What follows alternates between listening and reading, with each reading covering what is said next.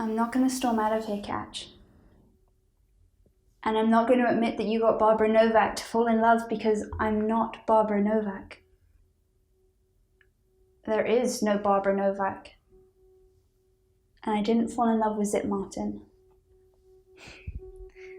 I fell in love with Catch a Block. And that was a year ago when, for about 3.5 weeks, I worked as your secretary. I don't expect you to remember me. I wasn't a brunette then. But you did ask me out. And it broke my heart to say no. But I loved you so much, I couldn't bear to be just another notch on your bedpost. Plus, with your dating habits, I knew that even if I was lucky enough to get a spot on your rotating schedule, I would never have your undivided attention long enough for you to fall in love with me. I knew I had to do something that would set myself apart. I knew I had to quit my job as your secretary and write an international bestseller. Controversial enough to get the attention of a New York publisher as well as no magazine, but insignificant enough that as long as I remained unseen, no magazine's star journalist would refuse to write a cover story about it.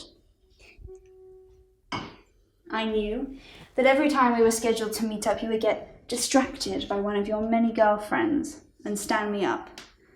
I knew this would give me reason to fight with you over the phone and declare that I would never meet with you in 100 years.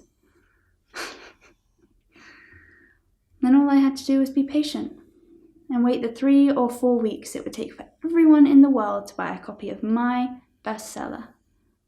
And then I would begin to get the publicity I needed for you to 1, want to see what I look like, and 2, see me denounce you as the worst kind of man in public.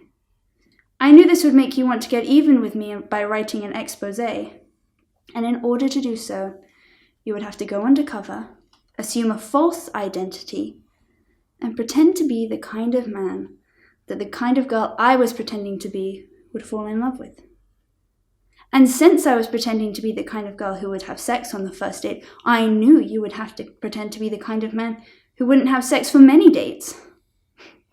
In doing so, we went on many, many dates to all the best places, saw all the hit shows, until finally one night, you would take me back to your place, which you were pretending was someone else's, in order to get the evidence you needed to write your expose, by seducing me into saying, I love you. But saying I love you was part of my plan. Now I want you to hear the truth from me, so when you finally heard me say I love you, you would know who I was and know that I knew who you were. Then, the great Catch a Block would have been beaten at his own game by me, Nancy Brown, your former secretary. And I would have at last set myself apart from all those other girls you knew, all those other girls that you never really cared about, by making myself like the one person you truly love and admire above all others, you. Then, when you finally knew you met your match, I would have at last gained the respect I needed for you to want to marry me first and seduce me later.